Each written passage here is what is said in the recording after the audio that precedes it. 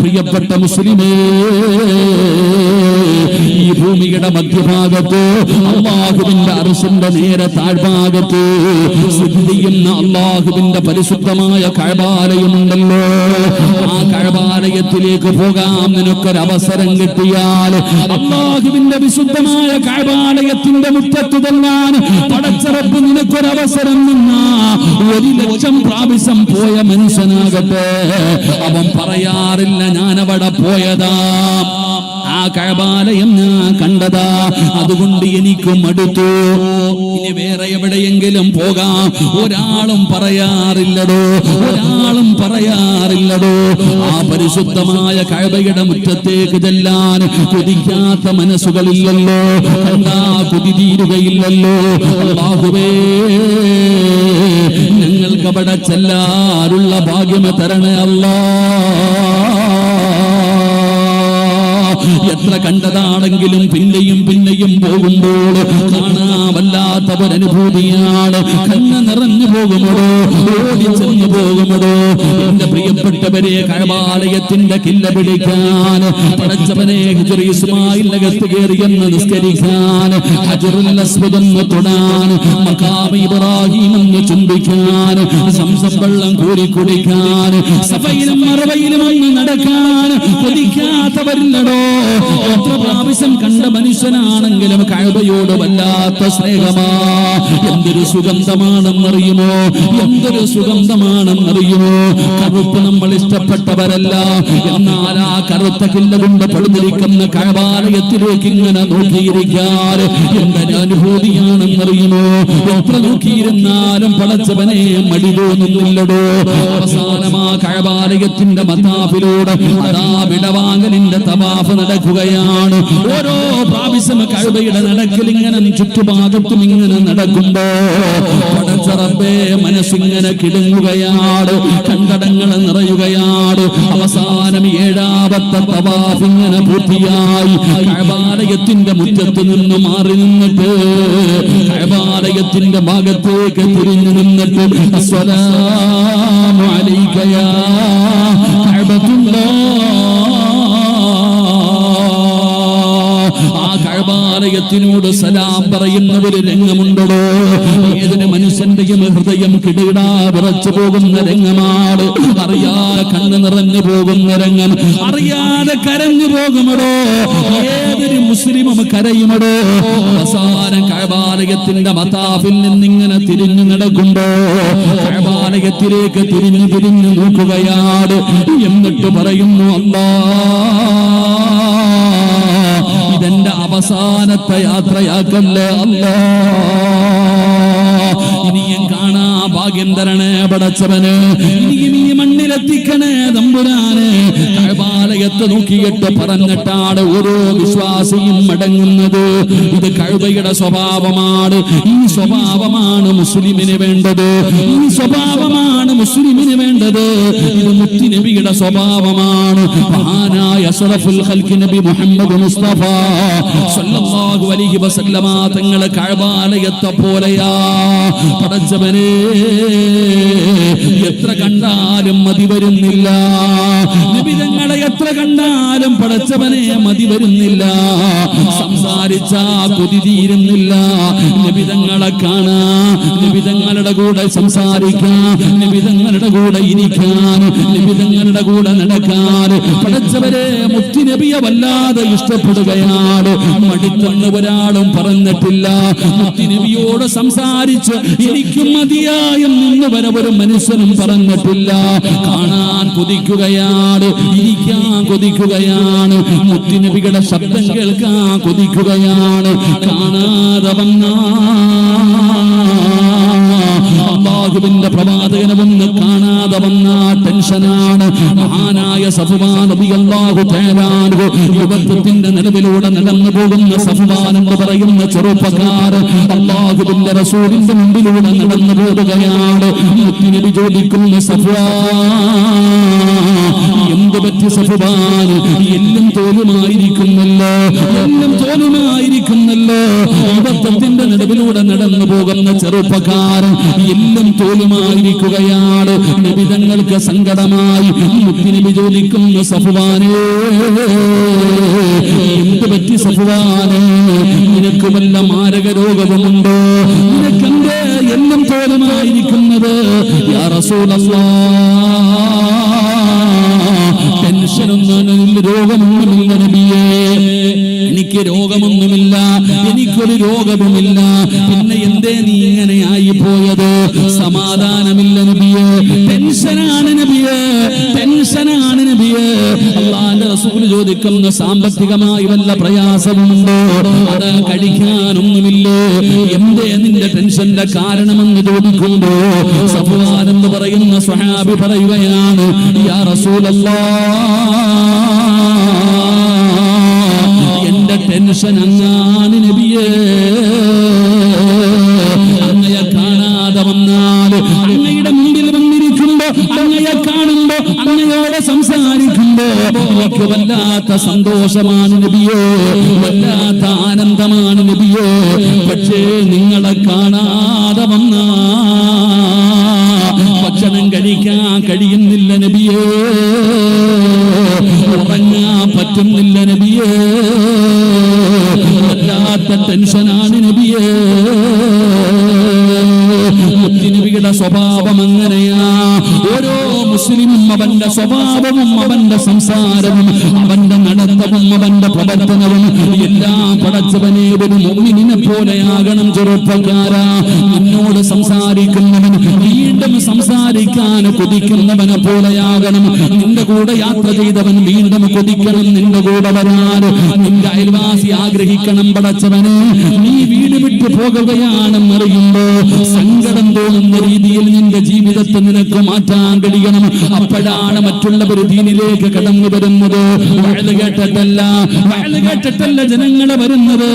ഒരു സത്യവിശ്വാസിയായ മനുഷ്യന്റെ ജീവിതം കണ്ടട്ടാ അങ്ങനെയാ ദീൻ വളർന്നത്, അങ്ങനെയാണ് ദീൻ വളർന്നത്. എന്റെ പ്രിയപ്പെട്ട സഹോദരങ്ങളെ, മുഅ്മിൻ എന്ന് പറഞ്ഞാൽ ആരെന്നറിയോ? ഒരു മുസ്ലിമിന്റെ സ്വഭാവം എങ്ങനെയാകണമെന്നറിയോ? മഹാനായ ആദരവായ പ്രവാചകൻ നബി മുഹമ്മദ് മുസ്തഫ സല്ലല്ലാഹു അലൈഹി വസല്ലമ തങ്ങളുടെ കാലഘട്ടത്തിലെ ചരിത്രങ്ങളെ പഠിക്കണോ? മഹാനായ സയ്യിദുനാ അബൂ ഹുറൈറ റളിയല്ലാഹു തആല അൻഹു നിവേദനം ചെയ്യുന്ന ഒരു ഹദീസ് കാണാം.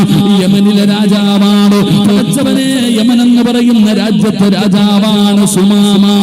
3 പ്രാവശ്യം നബി തങ്ങളെ കൊല്ലാൻ പോയവനാണ്. മുത്തുനബിയെ വെറുപ്പാണ്, അല്ലാഹുവിന്റെ റസൂലിനെ കൊല്ലാൻ പോയവനാണ്. 3 പ്രാവശ്യം നബി തങ്ങളെ വധിക്കുന്നതിന് വേണ്ടി പോയവനാണ്. അല്ലാഹു സുബ്ഹാനഹു വ തആല മുത്തുനബിയെ രക്ഷപ്പെടുത്തുകയാണ്. നബി തങ്ങളെ കൊല്ലാൻ പറ്റാതെ വന്നപ്പോ അവന് വൈരാഗ്യമായടോ, അവന് വല്ലാത്ത ദേഷ്യമായടോ. അവൻ മുസ്ലിമീങ്ങളെ കൊല്ലുകയാണ്. ഒരുപാട് മുസ്ലിമീങ്ങളെ കൊന്നുകളഞ്ഞു, ഒരുപാട് മുസ്ലിമീങ്ങളെ കൊന്നുകളഞ്ഞു. അവന്റെ ഉപദ്രവം സഹിക്കാൻ പറ്റാതെ അല്ലാഹുവിന്റെ പ്രവാചകന്റെ ചാരത്ത് വന്ന സ്വഹാബത്ത് പരാതി പറഞ്ഞപ്പോ അല്ലാഹുവിന്റെ റസൂൽ പറഞ്ഞു, സ്വഹാബാ,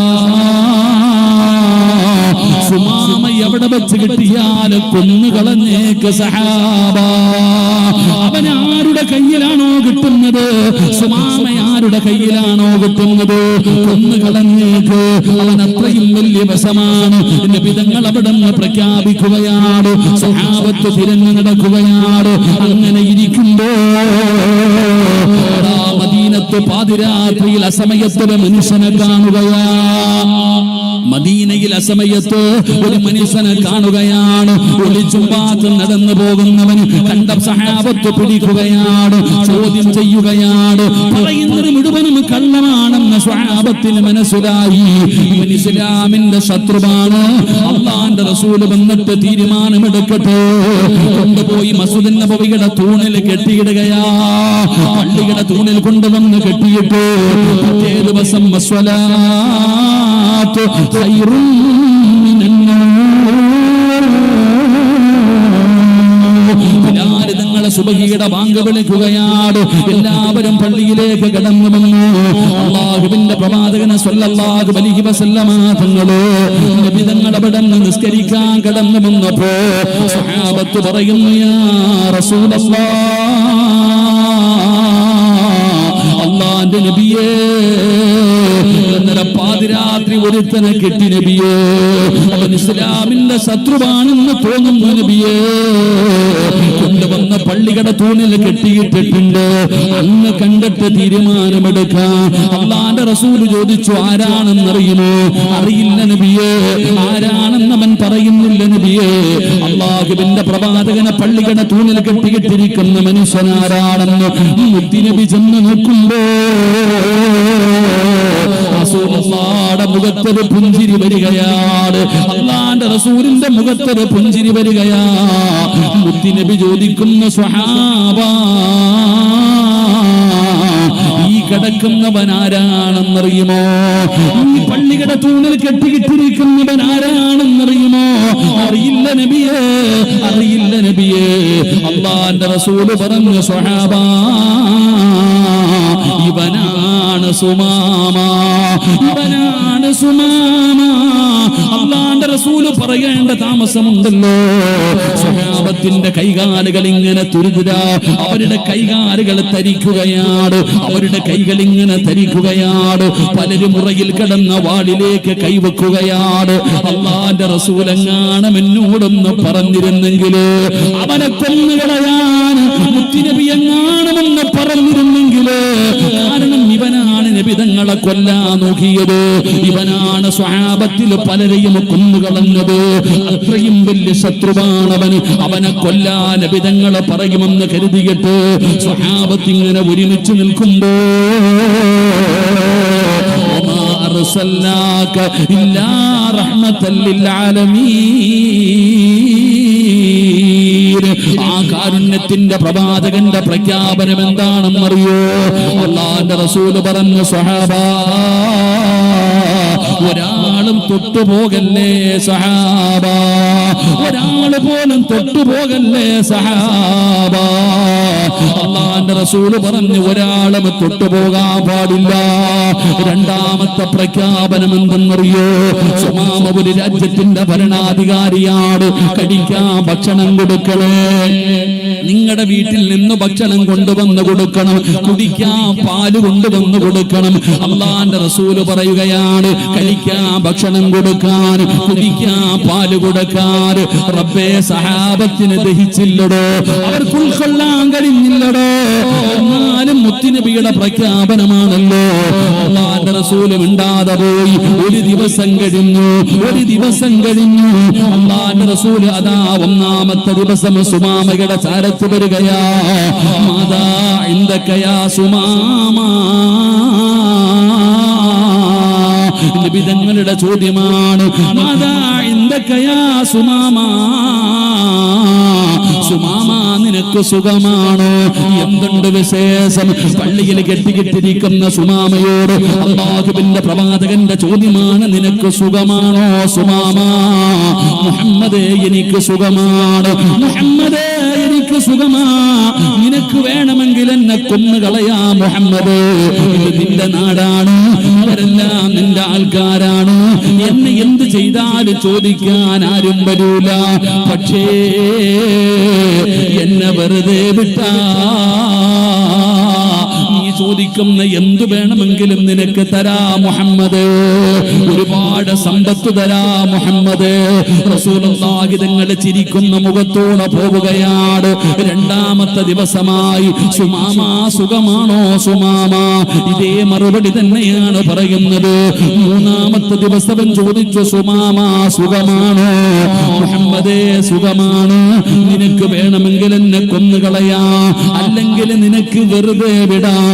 എന്നെ ജീവനോടെ വിട്ടാ നിനക്ക് സമ്പത്ത് തരാ മുഹമ്മദ്. നിബിധങ്ങളും മിണ്ടിയില്ല. 3 ദിവസം കഴിഞ്ഞപ്പോ അല്ലാഹുവിന്റെ റസൂല് പറഞ്ഞു, സ്വഹാബാ, അഴിച്ചു വിട്ടേക്ക് സ്വഹാബ, അഴിച്ചുവിട്ടേക്ക് സഹാബ. സഹാബത്ത് അവിടെ നിന്ന് അഴിച്ചുവിടുകയാണ്. എല്ലാവരുടെ മുമ്പിലൂടെ ചിരിക്കുന്ന മുഖത്തോടെ സുമാമ ഇറങ്ങി പോവുകയാ. സഹാബത്തിന്റെ മുന്നിലൂടെ ചിരിക്കുന്ന മുഖത്തോടെ സുമാമ ഇറങ്ങി പോവുകയാണ്. നബി തങ്ങളൊന്നും മിണ്ടിയില്ലടോ. സുമാമ കുറച്ചങ്ങ് സഞ്ചരിച്ചു. അല്ലാഹുവേ, കൈകാലുകൾ കഴുകുകയാണ്, കൈകാലുകൾ കഴുകുകയാണ്, നല്ല വസ്ത്രം ധരിക്കുകയാണ്. ഇലാ ഹദ്റത്തി റസൂലില്ലാഹ്, മുത്തുനബിയുടെ ചാരത്തേക്ക് മടങ്ങി വരികയാണ്. അല്ലാഹുവിന്റെ റസൂലും സ്വഹാബത്തും മസ്ജിദുൻ നബവിയിലേക്കുമ്പോ ഇറങ്ങിപ്പോയ സുമാമ തിരിച്ചു വരികയാണ്. അല്ലാഹുവിന്റെ പ്രവാചകന്റെ ചാരത്ത് വന്നിട്ട് പറയുന്നു, നബിയേ, ഈ ലോകത്ത് ഞാൻ ഏറ്റവും കൂടുതൽ വെറുത്തിരുന്ന മുഖം അങ്ങയുടെ മുഖമാ. എനിക്ക് വെറുപ്പായിരുന്നു നബിയേ, എനിക്ക് വെറുപ്പായിരുന്നു നബിയേ. ഏറ്റവും കൂടുതൽ കാണാൻ കൊതിക്കുന്ന മുഖം അങ്ങയുടെ മുഖമാണ്. ഏറ്റവും കൂടുതൽ വെറുത്തിരുന്ന നാട് അങ്ങുള്ള ഈ മദീനയാണ്. എനിക്ക് മദീനയോട് വല്ലാത്ത സ്നേഹമാണ് നബിയേ. എന്തൊരു സ്നേഹമാ നബിയേ, എന്തൊരു അനുസരണയാ നബിയേ, എന്തൊരു ഒത്തൊരുമയാ നബിയേ. ഈ സ്വഹാബത്തിന്റെയും അങ്ങയുടെ ജീവിതം എന്തൊരാനന്ദമാണ് നബിയേ. അതുകൊണ്ട് അശ്ഹദു അല്ലാ ഇലാഹ ഇല്ലല്ലാഹ്, അവിടുന്ന് ശഹാദത്ത് കലിമ പറഞ്ഞിട്ട് അല്ലാഹുവിന്റെ ദീനിലേക്ക് കടന്നു വരികയാ. വഅദ് കേട്ടിട്ടല്ല, മണിക്കൂറുകൾ നീണ്ടു നിന്ന പ്രഭാഷണം കേട്ടിട്ടല്ല. അല്ലാഹുവിന്റെ പ്രവാചകന്റെയും സ്വഹാബത്തിന്റെയും സ്വഭാവം കണ്ടപ്പോ, അവരുടെ ഐക്യം കണ്ടപ്പോ, അവരുടെ സ്നേഹം കണ്ടപ്പോ, അവരുടെ അനുസരണ കണ്ടപ്പോ, അവരുടെ ജീവിതത്തിന്റെ ശൈലി കണ്ടപ്പോ, അല്ലാഹുവേ, സുമാമ പോലും അല്ലാഹുവിന്റെ ദീനിലേക്ക് കടന്നു വന്നെന്ന് ചരിത്രം പറയുമ്പോ 2025 ജീവിക്കുന്ന യുവത്വമേ, അഴിച്ചുവിട്ട പട്ടം പോലെ പറന്നു നടക്കുകയാണ്. ജീവിതം ആസ്വദിക്കാനുള്ളതാ, ജീവിതം സുഖിക്കാനുള്ളതാ. ഉസ്താദന്മാര് പലതും പറയുന്നതോ, പറയുന്നവനെ പരിഹസിക്കുകയാ, ട്രോളുകയാ, കളിയാക്കുകയാ, അവഗണിക്കുകയാ. ജീവിതം ആസ്വദിച്ച് ചിരിച്ചും കളിച്ചും നടക്കുന്ന പെങ്ങള്, മോളെ, നിനക്ക് മരിക്കേണ്ടവളാണെന്നുള്ള ചിന്തയില്ലല്ലോ. അവനും നരകവും പരലോകമെന്നും നിനക്ക് വിഷയമില്ലല്ലോ. ജീവിതം ആസ്വദിക്കാനുള്ളതാണെന്ന് പറഞ്ഞ് കണ്ടവന്റെ കൈപിടിച്ചുകൊണ്ട് നടക്കുന്ന പെണ്ണ്, ഇടയ്ക്കിടയ്ക്ക് കാലിൽ കിടക്കുന്ന ചെരുപ്പിലൊന്ന് നോക്കണേ, ഇടയ്ക്കിടയ്ക്ക് കാലിൽ കിടക്കുന്ന ചെരുപ്പിലൊന്ന് നോക്കണേ. എന്തിനാണ് നോക്കാൻ പറയുന്നതെന്നറിയുമോ? ഒരുപാട് ചിരിക്കുന്നവരുണ്ടോ, ഒരുപാട് ചിരിക്കുന്നവരുണ്ടോ, ജീവിതം ആസ്വദിക്കുന്നവരുണ്ടോ. അടിച്ചു പൊളിക്കുന്നവരോട് പറയുകയാണ്, ഇടയ്ക്കിടയ്ക്ക് കാലിൽ കിടക്കുന്ന ചെരുപ്പിലൊന്ന് നോക്കണേ. എന്തിനാ നോക്കാൻ പറയുന്നതെന്നറിയുമോ? സബ്ബഹു ഫീ അഹ്ലിഹി വൽ മൗതു വദിനാ മിൻ ശിറാകി നഅലിഹി. കാലിൽ കിടക്കുന്ന ചെരുപ്പിലെന്ന് നോക്കാൻ പറയുന്നത്, വാപ്പാ, ആ ചെരുപ്പിന്റെ ബാറുണ്ടല്ലോ എന്റെ കാലിന്റെ തൊലിയോട് എത്ര അടുത്ത് കിടക്കുന്നു, ഇതുപോലെ മരണം നിന്റെ പുറകെ നടക്കുന്നുണ്ട്. ചെറുപ്പക്കാരാ, നിന്റെ സ്വപ്നങ്ങൾ മുഴുവനും തകരുമടാ, പ്രതീക്ഷകൾ മുഴുവനും തകർത്ത് തരിപ്പണമാക്കി ഇടുത്തി പോലെ കാബുലുള്ള മലക്ക് അസ്റായീൽ എപ്പോഴാണ് വരുന്നതെന്നറിയില്ല. മോളെ, കാലിൽ കിടക്കുന്ന ചെരുപ്പിന്റെ ബാറ് നിന്റെ കാലിന്റെ തൊലിയോട് അടുത്ത് കിടക്കുന്നത് പോലെ മരണം നിന്റെ കൂടെ നടക്കുകയാണ്. അതുകൊണ്ട് വഅദ് കേൾക്കാമെന്നവരോട് പറയുകയാണ്, പടച്ചവന് ഇനി എങ്ങനെയാണ് നന്നാകുന്നത്, ഇനി എങ്ങനെയാണ് നന്നാകുന്നത്? എന്തെല്ലാം പറഞ്ഞിട്ടും ജീവിതത്തിൽ മാറ്റം വരുന്നില്ലല്ലോ. ഉസ്താദേ, യുവതലമുറ ഇനി എങ്ങനെയാണ് രക്ഷപ്പെടുത്തുന്നത്? ചിന്തിക്കുന്ന മുസ്ലിമേ, അതിനൊരേ ഒരു വഴിയേ ഉള്ളൂ, അതിനൊരേ ഒരു വഴിയേ ഉള്ളൂ. അത് അല്ലാഹുവിന്റെ വിശുദ്ധമായ ഖുർആനാ, അല്ലാഹുവിന്റെ കലാമായ ഖുർആനുണ്ടല്ലോ. ഇന്നത്തെ കുട്ടികളുടെയൊക്കെ ജീവിതം കാണുമ്പോൾ ഉസ്താദ് ഇനി ഇതിനെയൊക്കെ എങ്ങനെ നന്നാക്കാനാന്ന് ചോദിക്കണില്ലേ? ഇനി ഇങ്ങനെ നന്നാക്ക. എന്റെ പൊന്നാര ചങ്ങാതി, നന്നാകാനുള്ള വഴി അള്ളാഹുവിന്റെ പരിശുദ്ധമായ ഖുർആൻ. ആ ഖുർആനിന് നമ്മളോട് ചില കാര്യങ്ങൾ പറഞ്ഞു തരാനുണ്ട്. അള്ളാഹുവിന്റെ വിശുദ്ധമായ ഖുർആനിന് നമ്മളോട് ചില കാര്യങ്ങൾ പറയാനുണ്ട്. ഒരമണിക്കൂർ ഇരുന്നിട്ട് അതെന്താ പറയണേന്നൊന്ന് കേക്ക്. അനുസരിക്കുന്നതും അനുസരിക്കാതിരിക്കുന്നതും നിന്റെ ഇഷ്ടം. പക്ഷെ ഖുർആനിന് പറയാനുള്ളത് കേൾക്കാനുള്ള മനസ്സുണ്ടാകണം. അള്ളാഹു ആ മനസ്സ് നൽകുമാറാകട്ടെ. അള്ളാഹു മനസ്സ് നൽകുമാറാകട്ടെ. അള്ളാഹിന്റെ ഖുർആനിന് നമ്മളോട് എന്തോ ചില കാര്യങ്ങൾ പറയാനുണ്ട്. അതെന്താന്ന് കേക്ക്. അനുസരിക്കുന്നതൊക്കെ നിന്റെ ഇഷ്ടം. ഒരമണിക്കൂർ ഇൻഷാ അല്ലാഹ് അത് കേട്ട് ദുആ ചെയ്ത് പിരിയാം. അള്ളാഹു ഭാഗ്യം തരുമാറാകട്ടെ. അള്ളാഹു ഭാഗ്യം തരുമാറാകട്ടെ. ഉറക്കപ്പുറ അള്ളാഹു ഭാഗ്യം തരുമാറാകട്ടെ. എന്താ ഖുർആനിന് പറയാനുള്ളത്? എന്താ ഖുർആനിന് നമ്മളോട് പറയാനുള്ള കാര്യം? എന്താ? ഒന്നാമതായി പരിശുദ്ധമായ ഖുർആൻ നമ്മളോട് പറയുന്ന കാര്യം, എൻ്റെ പ്രിയപ്പെട്ട സഹോദരങ്ങളെ, നമ്മളൊന്ന് മനസ്സിലാക്കിയാൽ മതി, നമ്മുടെ ജീവിതത്തിൽ മാറ്റം വരും. അള്ളാഹു നമ്മളെ നന്നാക്കുമാറാകട്ടെ. അള്ളാഹു നമ്മളെ നന്നാക്കുമാറാകട്ടെ.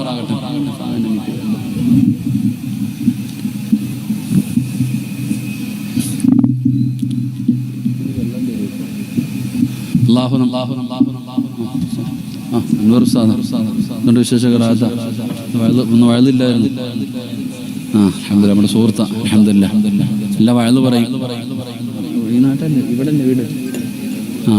നല്ല വയല് പറയുന്ന ഉസ്താദ്. അള്ളാഹു ആഫിയത്തുള്ള ദീർഘായുസ്സ് കൊടുക്കുമാറാകട്ടെ. നമ്മളെ കാലൊക്കെ അരമണിക്കൂർ നമ്മളെ കാലം മുമ്പേ ഇരുന്ന് വയല് പറഞ്ഞു. മൗലവി ഉണ്ടായിരുന്നെങ്കിൽ നല്ല വയല് പറയുമല്ലോ.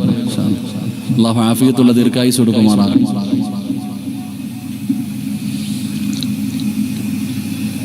എന്താ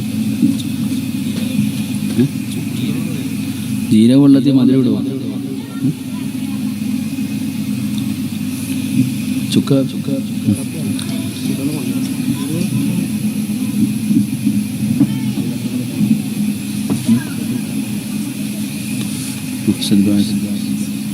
അൽഹംദുലില്ലാ. അല്ലാഹു ഉസ്താദ് അവർക്ക് ആഫിയത്തുള്ള ദീർഘായുസ്സ് കൊടുക്കുമാറാണ്. നമ്മുടെ ചേട്ടച്ചാരി എന്ന പള്ളിയിലെ ഇപ്പം ജോലി. അള്ളാഹു ബർക്കത്ത് ചെയ്യുമാറാകട്ടെ. ആഷിഖ് താരിമി ഇവിടെ അടുത്തല്ലേ? അടുത്ത പള്ളിയിലെ കണ്ടല്ലേ? ഇവിടുത്തെ സെക്രട്ടറിയും കണ്ട് ഇവിടെ കണ്ട് ഇരിപ്പുണ്ടായിരുന്നു. ഒരു മുട്ടയടിച്ചിരി അങ്ങാതെ അവിടെ അടുത്താ. ഇവിടെ നിങ്ങളുടെ പള്ളിയില്ലേ? അൽഹംദുലില്ലാ. അള്ളാഹു ആഫിയത്തുള്ള ദീർഘായുസ്സ് കൊടുക്കുമാറാകട്ടെ. ഞാൻ സുഖമില്ലാതെ കിടന്നപ്പോൾ ചങ്ങാതി എന്നെ കാണാൻ വന്നായിരുന്നു. അതുകൊണ്ട് ഞാൻ അന്ന് മുട്ടയൊന്നും മനസ്സിലായില്ല. ഇനി ഞാൻ ചോദിക്കുകയും ചെയ്തു. അൽഹംദുലില്ലാ. ഇവിടെ അടുത്തെങ്ങാണ്ടുള്ളൊരു മഹല്ല. അള്ളാഹു അവരുടെയൊക്കെ പ്രവർത്തനങ്ങൾ അള്ളാഹു കബൂലാക്കുമാറാകട്ടെ. അള്ളാഹു അർഹമായ പ്രതിഫലം നൽകുമാറാകട്ടെ. നിൽക്കുന്നവര് കാല് കഴിക്കുമ്പോഴെങ്കിലും കയറിയിരിക്കുക. ആ വഴി അവിടെ തന്നെ കാണും. എങ്ങും പോകത്തൊന്നും നിങ്ങൾ തിരിഞ്ഞു നോക്കല്ലേ. ആ വഴി എങ്ങും പോവില്ല, അവിടെ തന്നെ കാണും. പക്ഷെ ഇപ്പൊ ഇവിടെ കയറിയിരുന്ന രക്ഷപ്പെടാം, അവിടെ നിന്ന നരകത്തിൽ പോകാം. അള്ളാഹു കാത്തിരക്ഷിക്കുമാറാകട്ടെ. ആമീൻ പറ. ആ പുറത്ത് നിൽക്കണ ചങ്ങാതിയോട് ഞാൻ പറയും, ഒന്നീ കയറിയിരിക്കുക. കാരണം എന്തേ? സ്വർഗത്തിൽ നമ്മുടെയൊക്കെ ആഗ്രഹം എവിടെ പോകണമെന്നാ? കാക്കാമാരെ എവിടെ പോകണമെന്ന് ആഗ്രഹം? എവിടെ പോകണമെന്ന് ആഗ്രഹം? സ്വർഗത്തിൽ പോകണമെന്ന്. കൈപൊക്കിക്ക് ആഗ്രഹമുള്ളവരൊക്കെ. സ്വർഗത്തിൽ പോകാൻ ആഗ്രഹമുള്ളവരൊക്കെ കൈപൊക്കടോ. അള്ളാഹുവെ, ആരൊക്കെ കൈപൊക്കിയോ നീ അവർക്കൊക്കെ സ്വർഗം കൊടുക്കണേ അല്ലാഹ്. ഈ കൈപൊക്കിയവൻ എത്ര വലിയ പാപം ചെയ്തവനാണെങ്കിലും ഈ പൊക്കിയതിന് പകരം നീ സ്വർഗം കൊടുക്കണേ തമ്പുരാനെ. നല്ല മരണം കൊടുക്കണേ റഹ്മാനെ. ഷഹീദിന്റെ കൂലി കിട്ടുന്ന മരണം കൊടുക്കണേ അല്ലാഹ്. ആ കൈ പൊക്കാത്തവനെ നീ പിടിച്ചോണേ അല്ലാഹ്. ആ കൈ പൊക്കാത്തവനെ ഒന്നുകൂടെ പൊക്കിക്കോ, ഒരവസരം കൊടുത്തരാം. അൽഹംദുലില്ലാ. ദുനിയാവിൽ രണ്ട് സ്വർഗമുണ്ട്. ഒരു സ്വർഗം മദീനത്ത്, രണ്ടാമത്തെ സ്വർഗം ഇൽമു പറയുന്ന മജ്ലിസ്.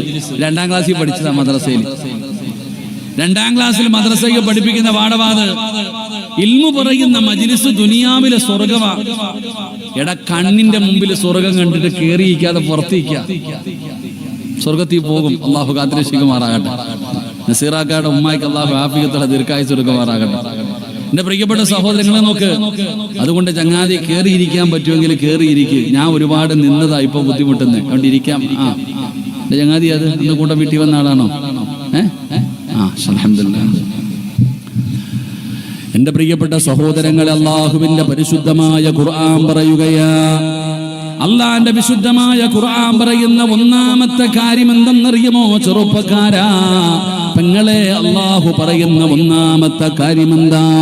ആ പരിശുദ്ധമായ ഖുർആൻ നമ്മളോട് പറയുന്ന ഒന്നാമത്തെ കാര്യം ഖുർആനാണെന്നുള്ള ബോധം നിനക്ക് വേണേ.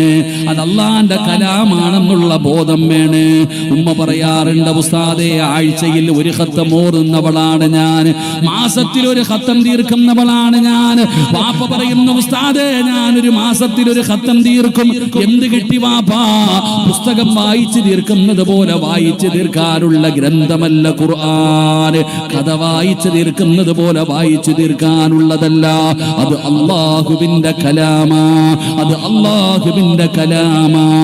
ലൗ അൻസൽനാ ഹാദൽ ഖുർആന അലാ ജബലിൻ ലറഅയ്തഹു ഖാശിഅൻ മുതസദ്ദിയൻ മിൻ ഖശിയത്തില്ലാഹ്.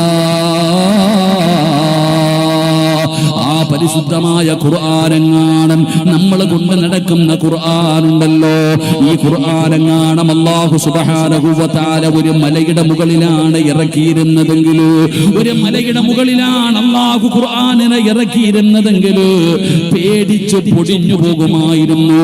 ആ ഖുർആൻ ഇറങ്ങിയത് കാരണം ഭയന്നുകൊണ്ട് ആ പർവ്വതങ്ങൾ പോലും ധൂളികളായി പോകുമായിരുന്നു എന്ന് ഖുർആൻ എവിടെന്ന് പറയുമ്പോ, എന്റെ പ്രിയപ്പെട്ട ഉമ്മ, ഖുർആനാണ് ഓതുന്നതെന്നുള്ള ബോധം വേണേ. അല്ലാഹുവിന്റെ കലാമാ. ഈ പ്രപഞ്ചം മുഴുവനും അടക്കി ഭരിക്കുന്ന രാജാതിരാജനായ മലിക്കുൽ ജബ്ബാറായ ലോകത്തിന്റെ അധിപനായ പടച്ച റബ്ബിന്റെ കലാമാണ് അല്ലാഹുവിന്റെ വിശുദ്ധമായ ഖുർആൻ. ആ ഖുർആനാ പാരായണം ചെയ്യുന്നത്, ആ ഖുർആനാ നമ്മുടെ കയ്യിലിരിക്കുന്നത്. അതുകൊണ്ട് ഖുർആനാണെന്നുള്ള ബോധം വേണം പെങ്ങള്. എന്റെ പ്രിയപ്പെട്ട സഹോദരാ, അല്ലാഹുവിന്റെ ഖുർആൻ പാരായണം ചെയ്യുന്നല്ലോ, എന്തേ നന്നാകാത്തത്? എന്തേ നന്നാകാത്തത്? അല്ലാഹുവിന്റെ വിശുദ്ധമായ ഖുർആൻ കേട്ട് നന്നായ ഒരുപാട് പേരുടെ ചരിത്രമറിയുമല്ലോ. ഒരിക്കലും നന്നാകില്ലെന്ന് പറഞ്ഞ് എഴുതി തള്ളിയവർ, ഒരു കാലത്തും നന്നാകില്ലെന്ന് പറഞ്ഞ് എഴുതി തള്ളിയവർ, അവർ വാഴ കേട്ടിട്ട് നന്നായവരല്ല. അവർ അല്ലാഹുവിന്റെ പരിശുദ്ധമായ ഖുർആനിന്റെ ഒരായത്ത് കേട്ടപ്പോ നന്നായവരാ. ഒരിക്കലും നന്നാകില്ലെന്ന് പറഞ്ഞ് എഴുതി തള്ളിയ ഒരുപാട് പേരുണ്ട്. ഒരാളാരാണെന്നറിയുമോ? ഒരാളാരാണെന്നറിയുമോ? നമ്മൾ മദീനത്ത് ചെല്ലുമല്ലോ, ആ പച്ചക്കുപ്പയുടെ മടിത്തട്ടിൽ കടന്നുറങ്ങുന്ന ആദരവായ പ്രവാചകൻ നബി മുഹമ്മദ് മുസ്തഫ സല്ലല്ലാഹു അലൈഹി വസല്ലമ തങ്ങൾ മുത്തുനബിയുടെ റൗള സിയാറത്ത് ചെയ്യുന്നവരാണല്ലോ. അല്ലാഹുവിന്റെ റസൂലിന്റെ ഖബറിന്റെ ചാരത്ത് ചെല്ലുമ്പോ ആ റൗളയ്ക്കകത്ത് നബി തങ്ങളുടെ ചാരത്ത് കിടക്കുന്ന രണ്ടു പേരുണ്ടല്ലോ, സയ്യിദുനാ അബൂബക്കർ സിദ്ദീഖ്, സയ്യിദുനാ ഉമർ ഇബ്നുൽ ഖത്താബ്. ഉമർ ആരായിരുന്നെന്നറിയുമോ? ഉമറിന്റെ സ്വഭാവം എന്തായിരുന്നെന്നറിയുമോ? പടച്ചവനെ, ഉമർ ഇബ്നുൽ ഖത്താബ് തങ്ങളുടെ സ്വഭാവം അറിയുമോ? ചെറുപ്പക്കാരാ, ഒരിക്കൽ അയൽവാസിയുണ്ടല്ലോ, ഉമർ തങ്ങളുടെ അയൽവാസിയോട് ഒരാൾ ചെന്ന് പറയുകയാണ്, ഖത്താബിന്റെ മകൻ ഉമർ മുസ്ലിമായി, ഖത്താബിന്റെ മകൻ ഉമർ മുസ്ലിമായി. അയൽവാസികളുടെ മറുപടി എന്തെന്നറിയുമോ? വീടിന്റെ പരിസരത്ത് താമസിക്കുന്ന ഒരാളോട്, ഉമറിന്റെ അയൽവാസിയോട് ഒരാൾ ചെന്നിട്ട് പറഞ്ഞു, ഖത്താബിന്റെ മകൻ ഉമർ മുസ്ലിമായി. മറുപടി എന്തെന്നറിയോ? മറുപടി എന്തെന്നറിയുമോ?